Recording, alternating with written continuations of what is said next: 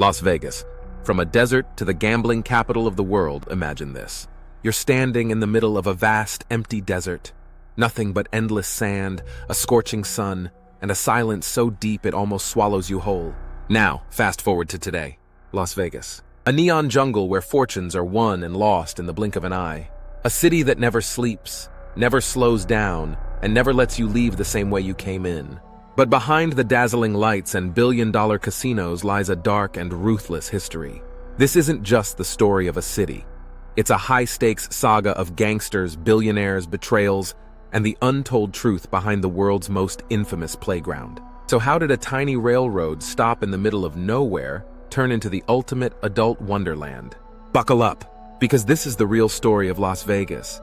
The birth of Las Vegas, from a dusty stop to a global phenomenon, the 1800s, discovered by Spanish explorers, long before the neon signs and high-rolling gamblers, Las Vegas was nothing but a barren wasteland. In the 1820s, Spanish explorers stumbled upon something unexpected, an underground oasis in the middle of nowhere.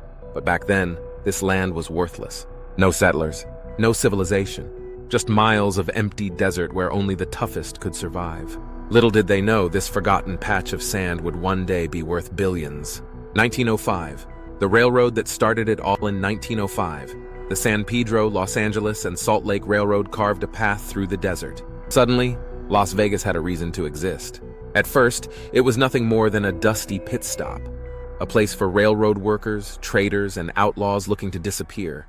But something was brewing. Saloons popped up. Illegal gambling started in back rooms, and the city's future was quietly being set in motion. Las Vegas wasn't a destination yet, but fate had other plans. 1931, the year that changed everything. The Great Depression was crushing America. Nevada had a radical idea: legalize gambling. And just like that, the floodgates opened. Risk-takers, dreamers, and con artists flooded in, ready to cash in on this wild new frontier. But it wasn't just businessmen watching from the shadows. The Mafia saw an opportunity, and they were ready to take over. The Mafia's takeover, the dark and deadly side of Vegas. 1940s, the Mafia moves. Illegal gambling was a gold rush, but the mob wanted the biggest cut. Mafia bosses like Bugsy, Siegel, Meyer, Lansky, and Lucky Luciano saw Vegas as their personal empire. They laundered millions through casinos, rigged games, and made sure the house always won. Las Vegas wasn't just a gambler's paradise. It was a mobster's playground. Bugsy, Siegel, and the Flamingo. A bloody legacy, 1946. The Flamingo opens. Bugsy Siegel's dream casino luxury, high rollers, and Hollywood's elite. But there was just one problem. It was built with mob money, and when $6 million mysteriously vanished from the construction budget, his backers weren't happy. They gave him one last chance.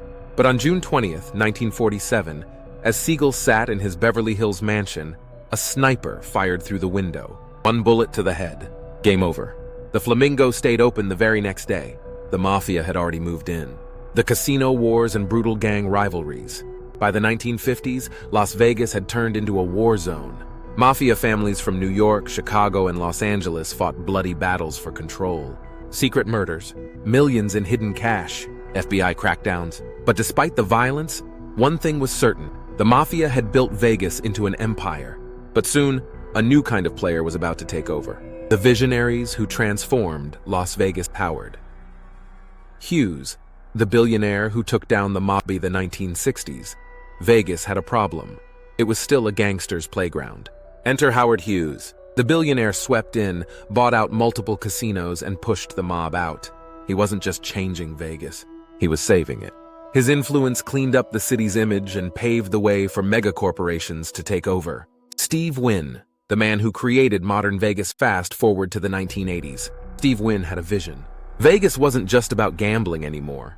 He built the Mirage, Bellagio, and Wynn Las Vegas, turning the city into a billion-dollar luxury empire. Vegas evolved. It wasn't just about slot machines anymore. It became the world's ultimate entertainment capital. The oldest casinos and their legendary stories. The Flamingo, built in 1946 by Bugsy Siegel, is now a Vegas icon.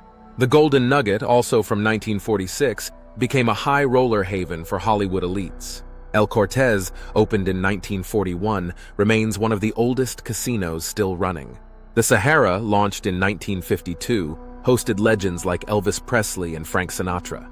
The hidden secrets of Las Vegas, do casinos pump oxygen to keep you gambling, rumor has it.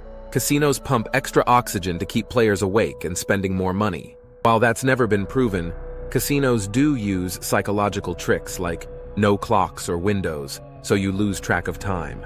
Strategic lighting and scents designed to make you feel comfortable and excited. Slot machine sounds engineered to keep you hooked. Vegas doesn't run on luck. It runs on psychology. The secret underground tunnels beneath Vegas, beneath the glitz and glam of the Strip, lies a dark secret, a hidden city. The underground tunnels, built for flood control, are now home to hundreds of homeless people. It's a shadow world beneath the city of excess. Las Vegas is a place where dreams are made and shattered in an instant. But here's the real question. How do casinos make sure you never win in the long run? In our next video, we'll expose the hidden tricks, mind games, and psychological tactics casinos use to keep you playing. So hit that like button, share this video, and subscribe. Vegas is built on luck, but the house always wins. Stay tuned at City Unlocked 360.